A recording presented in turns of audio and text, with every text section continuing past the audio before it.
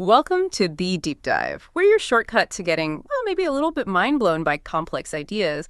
Today, we are jumping headfirst into a film that, especially if you love science fiction, really twists your perception of reality. We're talking about Christopher Nolan's Tenet. Yeah, it's one of those films that doesn't just sit there on the screen. It actively messes with you, challenges how you see time, how stories get told, even your own role watching it. So in this deep dive, here's where we're going to try and unravel. We'll look at Nolan's long-running obsession with time, how Tenet seems to be the peak of that. Then there's the core idea, temporal inversion. What is it really? And why it's maybe more than just cool sci-fi.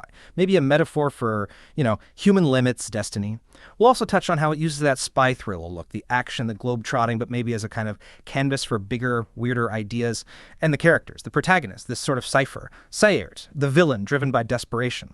And Kat, who brings this really vital human element. And finally, the big stuff. Entropy, free will versus everything being decided already. Plus, how the film basically throws down a gauntlet, challenging you, the viewer, to engage, to debate what a movie can even do. It's a lot, but stick with us. It should be interesting. Okay, let's dive in. Nolan and time. It's been his thing for, 2 decades now? Memento, Inception, he keeps playing with it. But Tenet feels different, right? Like he took that obsession and cranked it way, way up.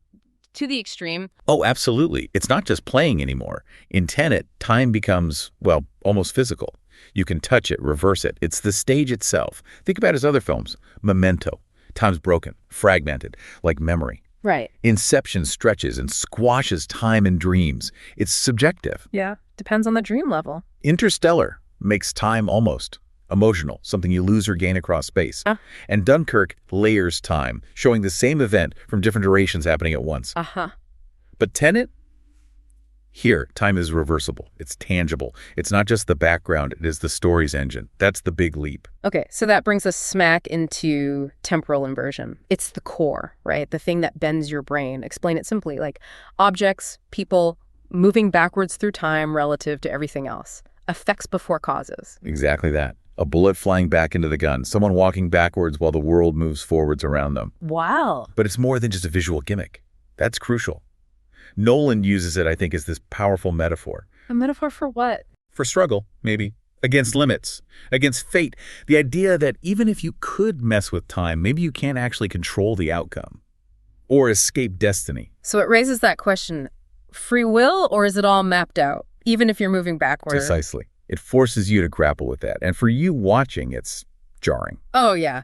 Disorienting is putting it mildly. It feels like your brain has to constantly readjust. Present, past, happening at once, canceling each other out. It's work. And that feeling, that's intentional. He wants you to feel that cognitive dissonance. It's part of the whole experience he's crafting. It's not passive viewing. Right. It's not a lean back and watch kind of movie. Not at all. Now it looks like a spy thriller on the surface. Gadgets, exotic locations, save the world stakes. Yeah, he uses all those tropes very effectively, too. But it feels like that's almost a disguise for something else he's trying to do. I think that's a great way to put it. The espionage plot is the hook. It draws you into this familiar world. But the real game Nolan's playing is with time itself.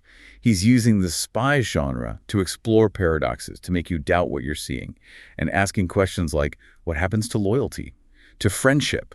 When time itself is fractured and unreliable, the thrills are there, but they serve this deeper temporal experiment. Let's talk characters then. The protagonist, no name, very little backstory. Why do that?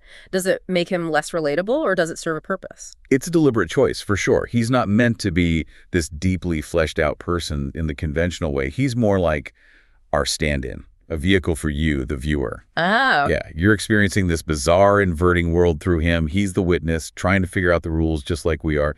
His lack of specifics makes him sort of universal in that confusion and quest. Makes sense. Then there's Sator, Kenneth Branagh, chewing the scenery.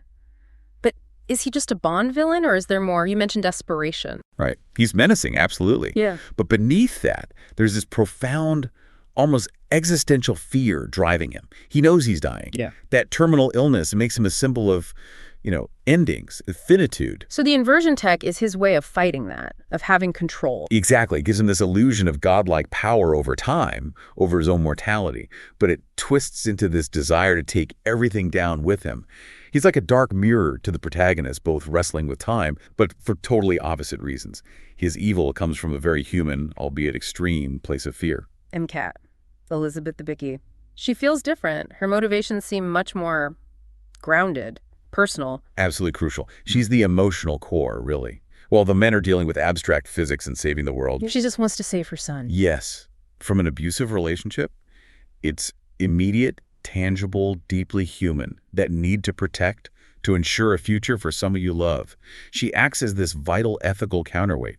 Amidst all the temporal chaos, she reminds us what's actually at stake on a human level. She keeps the film from floating off entirely into abstraction. Which brings us to maybe the deepest layer, entropy.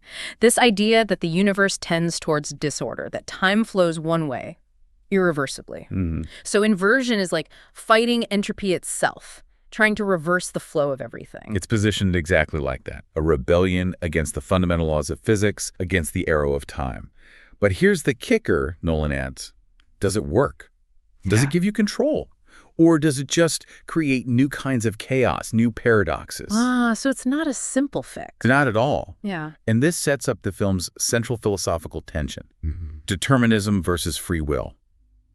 Are they just puppets playing out roles that have already happened forwards or backwards? Or can they actually choose, actually change things? That constant question, knowledge versus action, fate versus choice, that's the real engine driving the drama. Okay, let's be honest. Watching Tenet is demanding. You need to focus. Oh, absolutely. It requires active engagement. You're processing things forwards, backwards, trying to connect dots that seem to shift.